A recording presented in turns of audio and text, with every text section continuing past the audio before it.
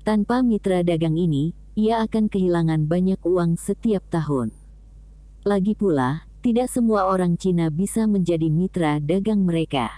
Kirilenko juga memberitahunya tentang Feng Yu ketika mereka bertemu untuk pertama kalinya. Feng Yu adalah orang yang kompeten dan memiliki banyak koneksi.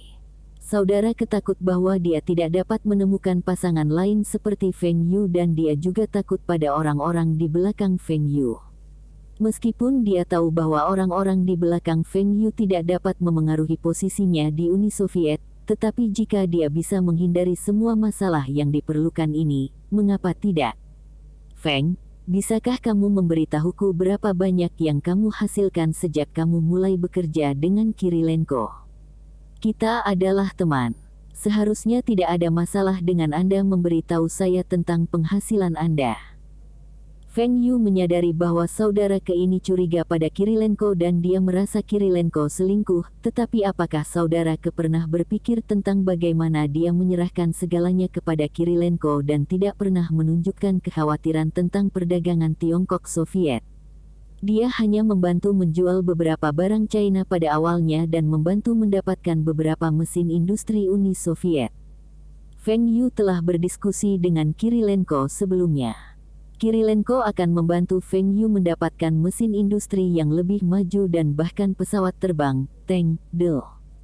Jika Feng Yu harus memilih, ia lebih suka bekerja dengan Kirilenko.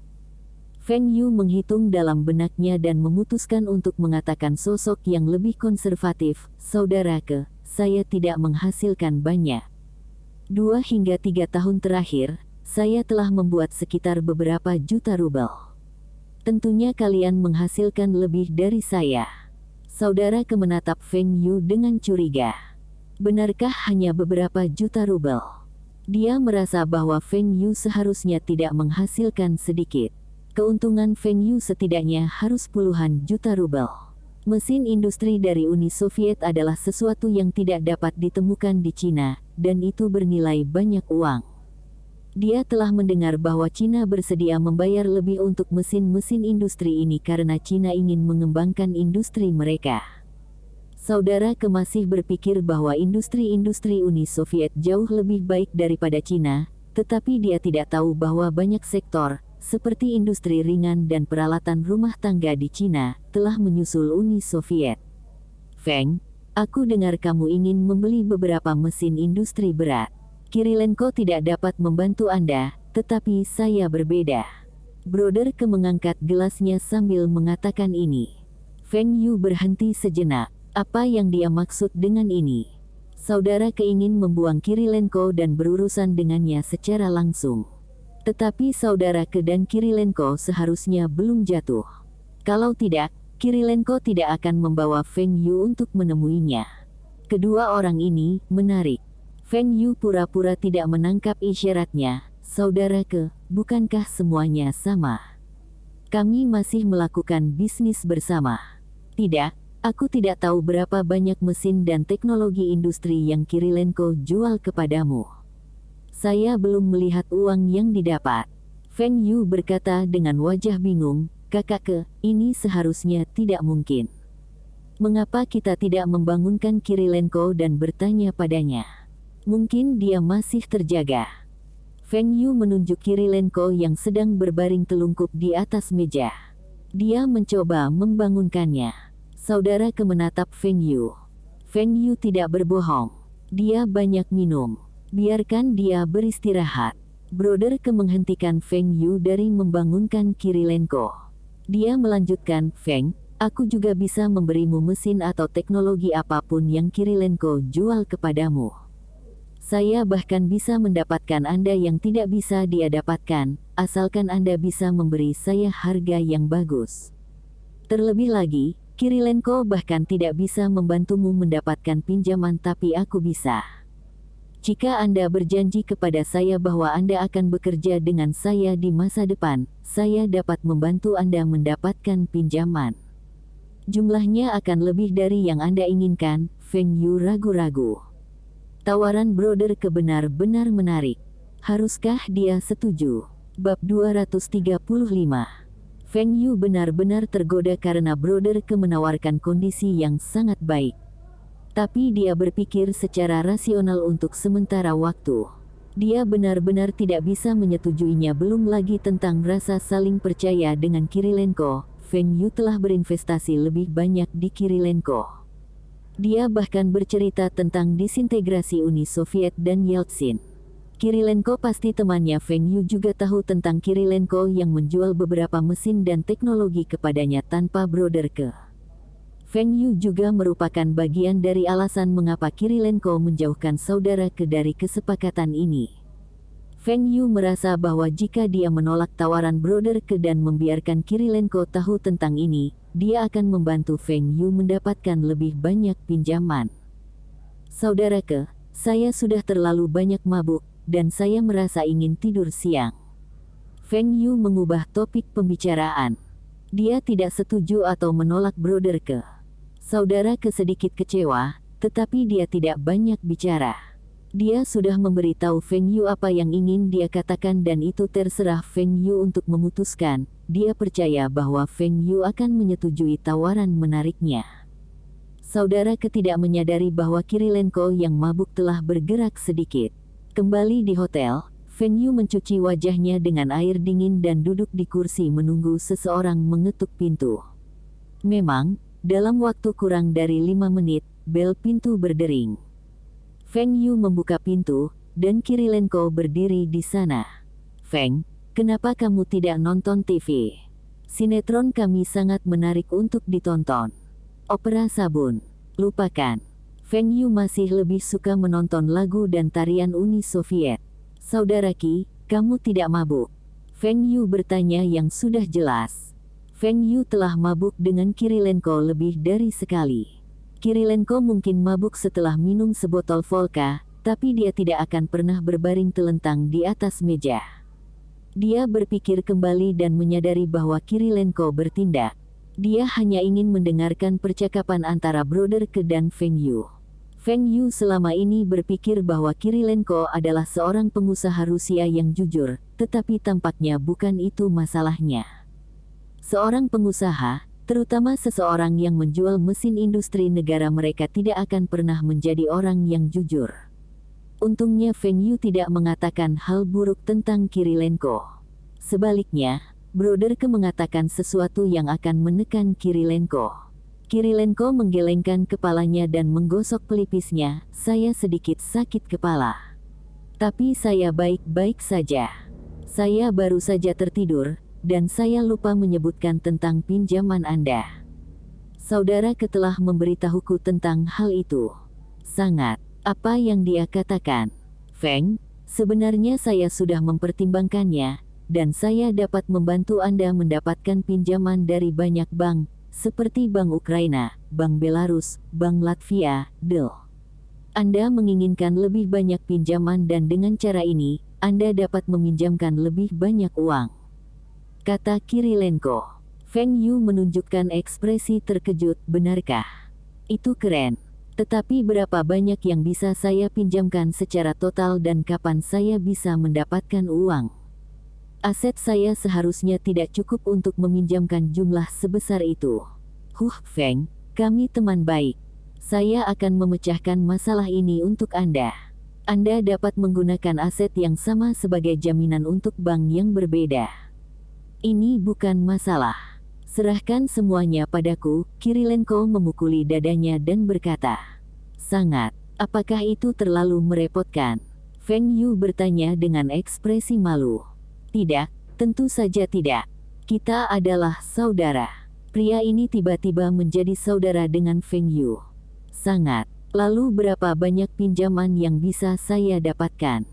Feng Yu terus bertanya. Feng Yu tidak bisa menerima jawaban yang samar-samar. Dia menginginkan angka yang pasti. Karena Kirilenko telah mendengar pembicaraannya dengan Broderke, dia pasti akan melakukan sesuatu untuk mempertahankan persahabatannya dengan Feng Yu. Dia tidak ingin Feng Yu bekerja dengan Broderke. Apakah 300 juta rubel cukup? Anda cukup menggunakan aset senilai 30 juta rubel sebagai jaminan. Saya percaya bahwa Anda akan dapat membayar kembali semua pinjaman ini. Mata Feng Yu tumbuh lebar. 300 juta rubel. Kirilenko menjadi lebih murah hati setelah mendengar apa yang dikatakan Broder kepada Feng Yu. Dengan 300 juta rubel, Feng Yu dapat mewujudkan rencananya dengan lebih mudah. Adapun pembayarannya, berhenti bercanda. Selama periode pembayaran cukup lama, pada akhir 1990-an, rubel akan terdepresiasi beberapa ribu kali pada saat itu. 300 juta rubel hanya akan bernilai kurang dari 100.000 rubel sekarang. Mengapa Feng Yu khawatir tentang pembayaran kembali? Akan sangat bagus jika saya bisa mendapatkan pinjaman 300 juta rubel. Broder Qi, yakinlah, saya akan mengirimkan kepada Anda 15 juta rubel barang-barang Tiongkok. Tapi saya tidak bisa mengirim semuanya sekaligus. Saya perlu mengirimkannya dalam beberapa perjalanan. Ini seharusnya tidak menjadi masalah, kan? Feng, mengapa barang itu bernilai 15 juta rubel? Kami telah menyetujui 5 juta rubel. Anda harus siap bahwa Anda mungkin perlu menghabiskan tidak kurang dari 3 juta rubel untuk diberikan kepada para pemimpin beberapa bank. Menggunakan rubel sangat sedikit untuk menyuap mereka. Feng Yu berpikir bahwa jika mereka berani memberinya pinjaman 300 juta rubel, dia tidak akan keberatan memberi mereka 10 juta. Sangat disayangkan bahwa meskipun para pejabat Uni Soviet rusak, tetapi mereka tidak bodoh. Mereka tidak berani mengambil risiko terlalu banyak. Selain itu, pinjaman 300 juta rubel bukanlah jumlah yang kecil, dan mungkin hanya bank sentral di Moskow yang berani memberikan pinjaman. Juga, pengaruh Kirilenko tidak cukup untuk mendapatkan persetujuan. Saudara Qi, saya mengerti. Jangan khawatir. Saya bukan orang yang pelit. Tapi bisakah periode pembayaran dan pembayaran bunga lebih lama? Feng Yu bertanya lagi. Maksud kamu apa? Periode pembayaran dapat diperpanjang, tetapi pembayaran bunga tidak dapat diperpanjang. Setidaknya satu pembayaran bunga diperlukan setiap tahun. Kirilenko bingung, pelunasan bunga juga bisa ditunda. Kakak Qi, tolong bantu aku bertanya apakah ini mungkin. Saya akan mengambil pinjaman selama 8 tahun, dan pada tahun ke-8, saya akan membayar semuanya, termasuk bunga. Saya tidak keberatan jika minatnya lebih tinggi. Kirilenko mengerutkan kening. Dia belum pernah mendengar ada yang mengambil pinjaman dengan cara ini. Dia juga tidak yakin apakah ini mungkin. Tapi dia merasa bahwa karena Feng Yu ingin melakukannya dengan cara ini, dia pasti punya alasan. Dia tidak tahu mengapa Feng Yu ingin pembayaran pinjaman seperti ini. Bunga lebih tinggi. Seberapa tinggi Anda dapat menerima? Bunga 10% per tahun. 20%, atau bahkan lebih tinggi. Feng Yu tersenyum dan berkata, bagaimana dengan bunga tahunan 20%?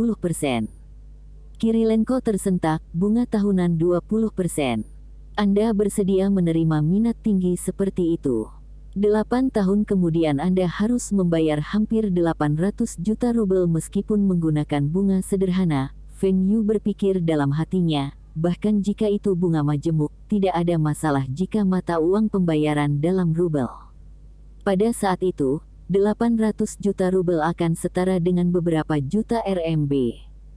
Feng Yu hanya perlu untuk menutupi rubel dari pinjaman ke mata uang seperti USD atau RMB, ia akan mendapatkan pengembalian lebih dari 1000 kali. Kenapa dia khawatir tentang bunga? Kakak Qi, bantu aku memikirkan cara. Saya tidak keberatan menghabiskan lebih banyak, dan saya berjanji kepada Anda bahwa saya akan membayar setiap sen, termasuk bunga dalam waktu 8 tahun. Kirilenko menggerutu dan berkata, baik, saya akan membantu Anda memikirkan suatu cara. Bab 236. Malam itu saat makan malam, mereka bertiga tidak menyebutkan apa-apa tentang pinjaman. Saudara Ke melihat Feng Yu dan Kirilenko sedang mengobrol seolah-olah tidak ada yang terjadi dan dia punya ide lain. Feng, kamu seharusnya tidak melakukan sesuatu malam ini. Kami punya bola di sini malam ini, bergabunglah dengan kami. Bola. Apakah itu seperti bola di Shanghai sebelumnya pada tahun 1920-an? Sekelompok perwira militer berseragam mereka, sekelompok politisi dan pengusaha dan beberapa sosialita berkumpul dan menari. Jika ada perwira, pengusaha atau politisi yang menyukai sosialita, mereka akan membawa mereka kembali di malam hari. Aku tidak tahu bagaimana menari. Feng Yu mencoba menolak. Setiap negara memiliki tarian lokal mereka, dan Feng Yu tidak yakin tarian apa yang akan mereka menari di Uni Soviet. Tarian ballroom tradisional. Tidak apa-apa. Banyak orang juga tidak tahu cara menari. Pergi saja dan nikmati sendiri. Selanjutnya, saya bisa meminta seseorang untuk mengajari Anda. Anda pasti bisa mengambil cara menari, brother kebersikeras. Feng Yu memandang Kirilenko dan Kirilenko juga membujuknya, Feng, pergi saja. Ini adalah bola untuk perwira muda. Itu sangat menarik. Petugas muda bola. Feng Yu teringat pada artikel berita yang ia baca di kehidupan sebelumnya. Bola perwira muda Rusia memiliki banyak wanita cantik dan banyak selebritas. Bola ini adalah bentuk acara sosialisasi. Jika para perwira muda tidak memiliki dukungan yang kuat, maka bola ini akan menjadi kesempatan bagi mereka untuk bergabung dengan faksi yang berbeda. Tetapi para jenderal itu hanya akan berada di sana untuk sementara waktu dan akan meninggalkan bola setelah berdansa. Mereka yang ingin bergabung dengan faksi mereka akan berada di sana lebih awal dan mendekati mereka. Tidak ada gunanya bagi para jenderal untuk tinggal lebih lama karena mereka yang tidak ingin bergabung dengan mereka tidak akan menghubungi mereka bahkan jika mereka tetap di bola lagi. Akan memalukan bagi mereka untuk melihat petugas yang mereka sukai bergabung dengan faksi lain. Tentu saja, ini tidak penting bagi Feng Yu. Bagian terpenting adalah akan ada banyak wanita cantik di sana. Wanita Uni Soviet memiliki corak yang cerah, kaki yang panjang, mata biru. Feng Yu berkedip dan berkata, tapi aku tidak punya pasangan dansa. Tiba-tiba Kirilenko ingat apa yang terjadi di pesawat. Dia ingat pramugari memberitahunya bahwa Feng Yu tidak tertarik karena dia banyak minum. Kemarin Feng Yu sudah mabuk, tapi sore ini, Feng Yu tidak minum, dan Feng Yu masih tidur siang. Malam ini, Feng Yu seharusnya merasa lebih baik. Feng Yu benar-benar menginginkan pasangan dansa, atau dia ingin seorang wanita menemaninya malam ini. Terserah. Dapatkan seorang gadis yang bisa menari dan tidur dengannya. Adapun jenis pengaturan ini, Kirilenko sangat akrab. Ketika dia membeli mesin industri dan teknologi di Uni Soviet, dia telah membuat pengaturan semacam ini untuk direktur pabrik. Setelah direksi tersebut menerima pengaturannya, kesepakatan akan selesai. Feng, itu hanya pasangan menari. Serahkan ini padaku. Kirilenko segera berkata. Saudara Ke juga ingin mengatakan sesuatu tetapi Kirilenko lebih cepat daripada dia. Meskipun ini adalah wilayah saudara Ke, Kirilenko juga mengenal petugas generasi kedua lainnya. Dia juga bisa mengatur dua mitra menari untuk dirinya sendiri dan Feng Yu. Lebih buruk menjadi lebih buruk, dia hanya perlu menghabiskan uang. Saudara Ke penasaran mengapa Kirilenko tidak minum saat makan malam. Ini aneh. Jika Kirilenko mabuk dan melewatkan bola, maka dia akan memiliki kesempatan untuk berbicara dengan Feng Yu. Baik, kita akan berangkat jam 6.30 sore. Aku akan mengirim satu set pakaian ballroom ke kamar Feng nanti. Pada pukul 6.30 malam, Feng Yu telah berubah dan meninggalkan kamarnya. Pakaian ballroom hanya seperangkat seragam perwira militer tanpa pangkat. Di pintu masuk hotel, ada dua mobil plat militer dan dua gadis muda, mengenakan gaun putih panjang berdiri di samping kendaraan. Kirilenko berjalan menuju salah satu gadis, dan Feng Yu diseret ke dalam mobil oleh gadis yang lain. Dia sepertinya berusia sekitar 17 hingga 18 tahun. Meskipun Feng Yu seharusnya mengundang gadis itu ke mobil, itu sebaliknya. Feng Yu merasa senang dengan pengalaman ini. Di dalam mobil, Feng Yu merasa sedikit tidak nyaman. Gadis muda ini terlalu dekat dengannya, dan ini tidak normal untuk pasangan dansa biasa. Feng Yu mencuri pandang pada gadis itu dan merasa terpesona oleh kecantikannya. Dia ingat bahwa Ukraina terkenal dengan gadis-gadis cantik mereka, yang tampak seperti boneka Barbie kehidupan nyata. Wanita Ukraina telah terpilih sebagai wanita paling cantik di dunia, tetapi mereka terlihat lebih tua lebih cepat. Mungkin karena tradisi Uni Soviet menikahi anak muda. Anak perempuan diizinkan menikah pada usia 14 tahun dan yang sebelumnya menikah, semakin cepat mereka dewasa. Ini juga mengakibatkan mereka lebih cepat menua. Bapak, Feng, nama saya Elena. Tarian macam apa yang kamu tahu? Elena, dalam bahasa Rusia berarti sinar matahari dan gadis ini, benar-benar layak untuk nama ini. Saya tidak pandai menari, dan saya dari Tiongkok. Saya tidak terbiasa dengan tarian Anda. Meskipun Feng Yu mengatakan ini, dia sebenarnya ingin berdansa dengan Elena. Tidak apa-apa, akan ada tarian kelompok untuk para perwira muda itu, tetapi Anda adalah tamu terhormat, jadi Anda bebas untuk berpartisipasi dalam tarian apapun setelah itu. Ada tarian tunggal dan ganda. Tidak ada aturan untuk tarian tunggal, dan tarian ganda juga sangat sederhana. Saya bisa mengajari Anda. Gadis muda itu berkata dan menatap tajam pada Feng Yu. Baiklah kalau begitu. Setelah turun, Feng Yu membuka pintu mobil untuk Elena seperti seorang pria. Elena tersenyum manis padanya. Senyum manis seorang gadis muda menular, dan Feng Yu juga merasa senang.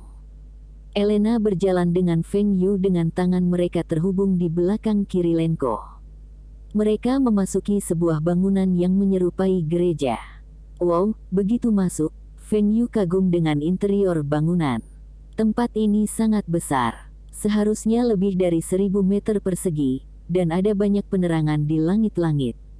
Pembicara digantung di setiap dinding. Tempat ini tampaknya dibangun khusus untuk bola. Pemborosan. Ada panggung kecil di depan dan di panggung, ada mikrofon. Di belakang panggung, ada band tradisional. Tempat ini memainkan musik live. Melihat seragam band, mereka terlihat seperti tentara. Mereka harus dari band militer Uni Soviet. Feng, sebelah sini. Ini tunangan saya, Ida. Saya akan memperkenalkan Anda kepada beberapa teman saya nanti, kata saudara kepada Feng Yu. Feng Yu memperhatikan seorang wanita muda berdiri di samping Broderke. Usianya sekitar 18 tahun. Saudara sebenarnya membawa tunangannya ke sini. Namun perbedaan usia antara keduanya cukup besar. Saudara hampir berusia 30 tahun. Senang bertemu denganmu. Saya Feng Yu dari Tiongkok. Feng Yu memperkenalkan dirinya kepada Ida. Dia menjabat tangannya dengan sopan karena dia tidak ingin Broderke memiliki kesalahpahaman. Tempat ini adalah Kiev, dan itu adalah wilayah saudara Ke. Mereka pergi ke sudut dan duduk. Saudara Ke dan Kirilenko sedang mengobrol dengan teman-teman wanita mereka, dan Feng Yu hanya bisa berbicara dengan Elena. Tetapi Feng Yu merasa bahwa pertobatan mereka membosankan. Elena hanya menjawab apapun yang dia minta, dan dia tidak bertanya pada Feng Yu tentang apapun. Aku senang kamu menikmati dirimu sendiri. Beritahu saya kapan Anda ingin pergi. Kirilenko mengisyaratkan Feng Yu, dan ia pergi dengan gelasnya untuk mencari teman-temannya yang lain. Feng Yu berhenti sejenak. Apa maksud Kirilenko dengan itu? Tidak sopan jika dia pergi setelah dansa. Apakah saya orang seperti itu? Elena, kamu penari yang luar biasa. Apakah Anda seorang profesional? Tanya Feng Yu. Elena tersenyum dan mengangguk. Saya dari rombongan tari Ukraina. Saya mulai menari sejak saya berusia 5 tahun, dan telah menari selama lebih dari 8 tahun. Dia penari profesional. Tidak heran dia bisa menari dengan sangat baik. Tunggu, Elena belum genap 14 tahun. Feng Yu tahu bahwa gadis-gadis Uni Soviet matang lebih awal, tetapi Elena terlalu berkembang. Tingginya sekitar 1,7 meter. 13 tahun dengan ketinggian 1,7 meter. Itu berarti tunangan saudara mungkin juga lebih muda dari 18 tahun. Menghela nafas. Uni Soviet memang surga bagi para pedofil itu. Tidak heran kamu bisa menari dengan sangat baik. Dari mana asal orang tua Anda? Ayah saya adalah seorang prajurit dari Kiev, tetapi dia meninggal. Ibu saya berasal dari Saint Petersburg, dan dia adalah mantan penari. Dia saat ini mengajar menari di Saint Petersburg. Oh, dia mewarisi gen menari dari ibunya. Melihat status Elena, ayahnya seharusnya bukan perwira tinggi, dan mungkin dia hanya seorang prajurit biasa. Jika tidak, Elena tidak akan dikirim oleh pemimpin rombongannya untuk menjadi mitra dananya. Apa yang ingin kamu lakukan di masa depan? Tanya Feng Yu. Saya ingin menjadi penari dan tarian terbaik Uni Soviet di depan Presiden Uni Soviet Tuan Mikhail Gorbachev di Istana Grand Kremlin. Ketika dia mengatakan ini, matanya berseri-seri. Pendukung buta lainnya. Feng Yu tahu bahwa jika dia meminta Elena untuk menyebutkan apa yang hebat dari Mikhail Gorbachev, dia tidak bisa menjawab. Feng Yu membenci Presiden Tuan Mikhail Gorbachev di dalam hatinya.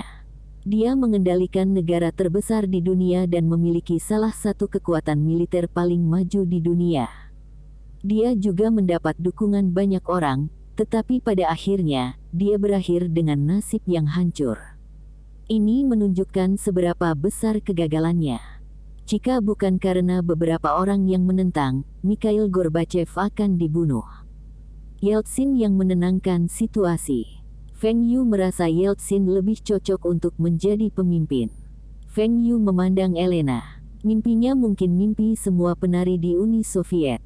Bahkan, Feng Yu merasa Elena memenuhi syarat untuk tampil di Istana Grand Kremlin sekarang. Dia hanya membutuhkan kesempatan. Jika Elena dipindahkan ke grup tarian Rusia, dia mungkin mendapatkan kesempatan. Elena, selain menari, mimpi apa lagi yang kamu punya? Mimpi lain. Bisakah perdamaian dunia dan tanah air yang makmur dipertimbangkan? Feng Yu, mimpi ini terlalu tidak realistis. Gadis ini hanya tahu menari, dan mungkin dia tidak memikirkan hal-hal lain. Apakah kamu pernah berpikir bahwa setelah kamu berhenti menari, apa yang akan kamu lakukan? Feng Yu terus bertanya. Jika aku tidak bisa menari lagi, aku akan menjadi guru menari seperti ibuku. Feng Yu terdiam. Gadis lugu ini ingin mengabdikan hidupnya untuk menari. Kirilenko kembali dan melihat Feng Yu mengobrol dengan gembira dengan gadis ini dari kelompok tari. Dia tersenyum. Tampaknya dia telah menemukan orang yang tepat untuk Feng Yu. Feng Yu pasti tidak menyukai pramugari itu karena dia terlalu tua.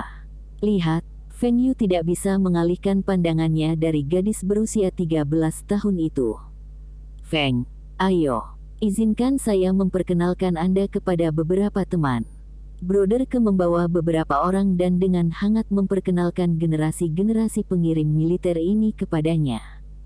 Feng Yu tersenyum dan menghibur mereka karena sopan santun, tetapi dia tidak ingat nama orang-orang itu. Feng Yu ingat apa yang dikatakan Kirilenko kepadanya sebelumnya. Jika dia ingin pergi, beritahu dia. Jika seseorang tidak memiliki teman untuk diajak ngobrol di pesta, itu akan sangat membosankan. Saudaraku, saya lelah. Saya merasa ingin kembali beristirahat. Kirilenko segera berkata, kalian semua bisa melanjutkan. Aku akan mengirimnya kembali. Kirilenko berpikir bahwa Feng Yu tidak sabar untuk kembali ke hotelnya dengan gadis itu. Mereka berdua, bersama dengan mitra dansa mereka meninggalkan bola. Bersambung, terima kasih telah menyaksikan dan mendukung channel ini.